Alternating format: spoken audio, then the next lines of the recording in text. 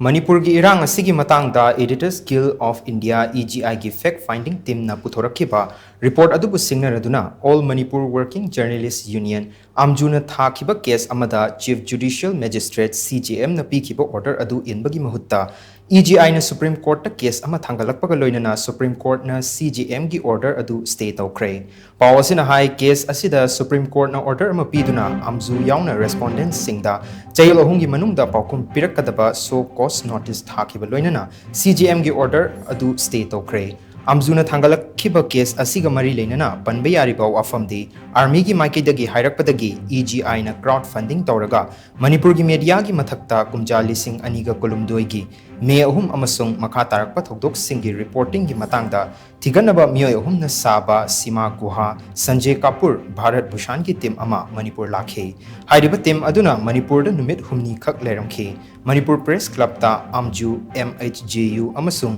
EGM gi mihut singa pung kharak khaktamak unaramlaga Imphal da phongba media sing asi michang mikhai nai amasung meitei media ni haiduna report ama thangalakhibani report adugi mayukta AMWJU amasung EGM na yaningdaba phongdokpaga loinana report aduda yauriba defamatory oiba wafam sing lokthokpiu haiduna appeal tawbaga loinana legal notice thakhi adubu tawfam thokpa sing torap tabadagi CJM Imphal is the criminal defamation case ama file tawkhi case aduga mari leinana CJM Imphal is na EGI ge respondent oiriba mihut sing chahi asigi July 15 da court asida laktuna makoi gi oiba sengdok warol thamnaba June 15 da order matakhi adubu CJM IE ki order ki mayukta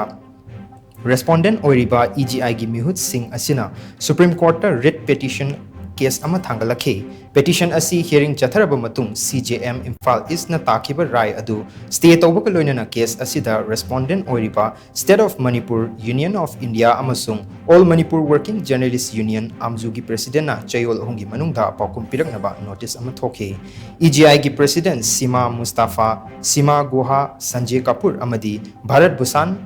na petitioner oina tharakhiba writ petition aduda Secretary Department of Home na mahut senba State of Manipur Secretary Ministry of Home Affairs na mahut senba Union of India amadi AMWJU gi President Bijoy Kakching Tabam na respondent oiri panbay abadi EGI gi media's reportage of the ethnic violence in Manipur haina mingthonba report aduda aranba yumfam yaugdaba amadi kanglup ama khaktabu sogatpa wafam khaktamak phongdorakhibani